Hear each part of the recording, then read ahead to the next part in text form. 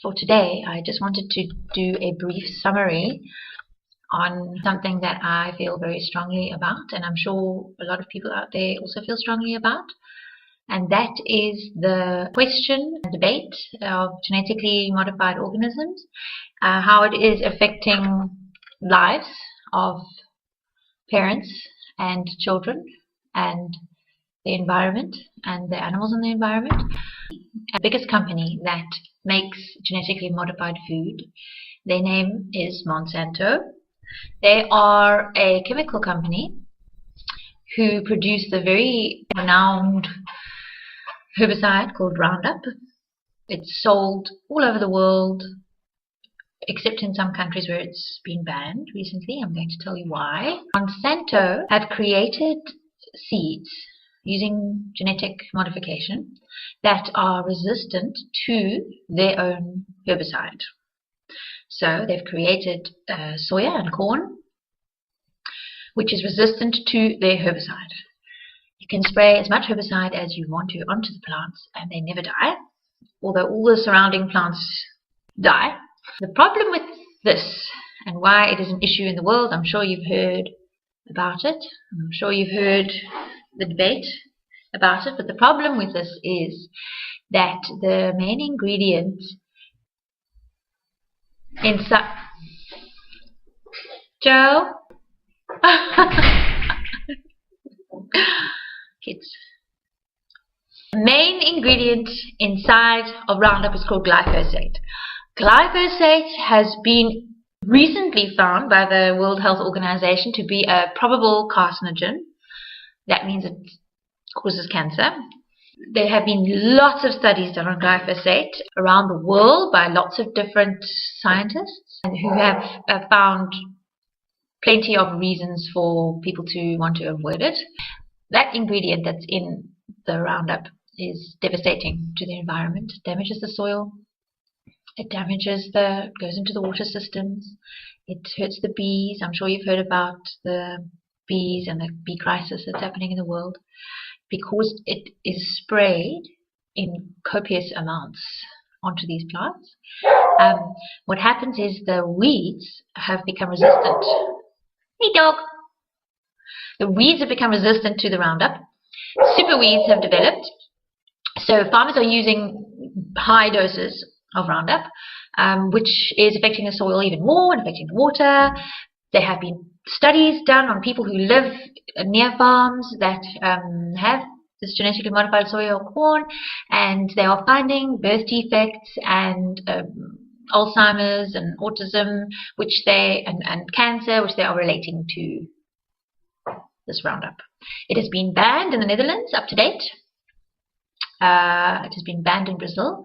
Sri Lanka are in the process of trying to ban it, and a couple of other countries are also in the process of banning it.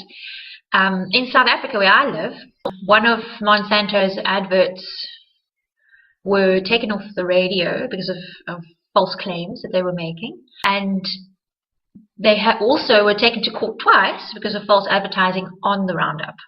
They said it was biodegradable and they said that it wasn't harmful to nature, and they had to take it off their product because they were taken to court for false advertising.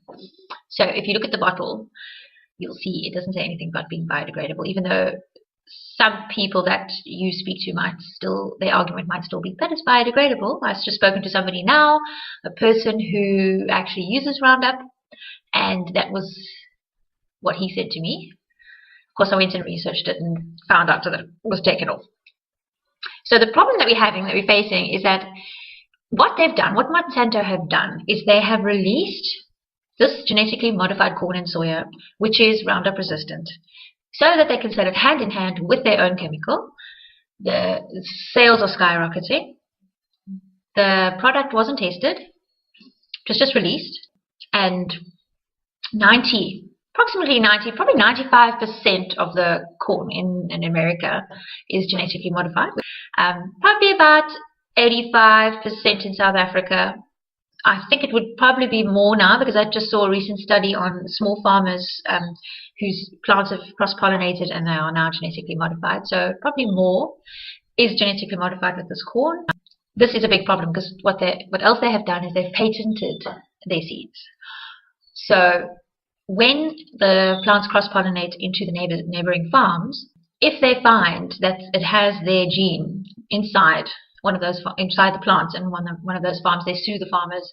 The farmers, obviously, they don't have enough money to stand up to them, so they lose their farms. And there have been hundreds of farms that have been lost because of this. Another big problem. One company cannot own all of the seed. He who owns the seed owns the world.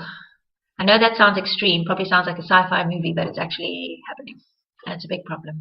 Unfortunately, in our country, and probably a couple of others, the Agriculture Department and the Health Department, well, the Agriculture Department don't listen to the Health Department. We've had recently in the Transkei, we've had the SAPS Air Force, Air Services, spraying roundup onto cannabis fields.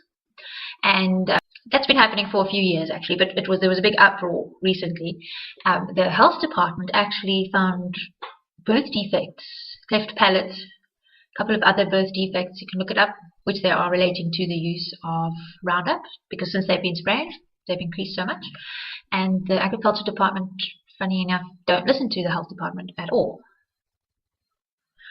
So there's not much the health department can do, because they have released studies and the agriculture department doesn't listen to them because they make a lot of money from Roundup. Yeah, so that's quite bad. That's a big problem. I've just seen in our local building shops big rows filled with Roundup piled to the sky. And when walking in there with my kids, they know all about it because we talked to them about it. They were shocked and horrified at the sight of all of this Roundup being sold in local store to mommies and daddies who are spraying it in their gardens around their dogs and cats and children who aren't aware of the dangerous effects of it. And I think it's because, and I'm like that too, and I have been was like that for a long time, is that you don't believe that your government or the people that are supposed to be looking after you in your country would ever let something that is so poisonous be allowed there. You know, you expect to be protected. So never in my life did I think that such a thing would be so easily accessible. But unfortunately, we know that a lot of the motives of our government and people in power are not always geared at what is best for the people, you know, because of greed and because of corruption. And we live in a country where that is very prominent, as you all know. So unfortunately, they don't look out for your best interest. If they can get money, if they're making money, they don't really care. This is a huge problem for me and for you. But luckily, there are things that we can do about it. I don't know if I'm playing this down a very little bit, you know. It's actually much more shocking than the way I'm explaining. I'm explaining it very calmly because I'm trying not to shock the living daylights out of you. But it's actually quite extreme, and it's quite bad, because eating this food causes a lot of health problems. And if when 90% of your staple diet in your country is genetically modified with the use of hardcore chemicals that cause cancer, and patented and owned by one company who is very powerful, then it's a huge problem. If you go and look in the shops, you will see, you can actually read, if you go look at Woolworths and you look at the bread, it says maybe genetically modified. If it says maybe genetically modified, it is genetically modified. Don't buy it. And if you look at the ingredients on the things that you buy, if there's corn in them or soya, and it doesn't say organic or non-GMO, then it's genetically modified, because it's 90% chance genetically modified, so we just don't buy it. I'm proud to say that myself and my family, my children, are GMO free, and that we have this space where we are growing our own food, and we are creating a food forest so that we can have lots of food, and we are supplying some of our food to the public. So I'm going to show you what I'm doing in my garden and in my life to try and make a difference, and to try and let people know about one of the probably biggest food crises in the world ever, which is happening now. And there are things that you can do.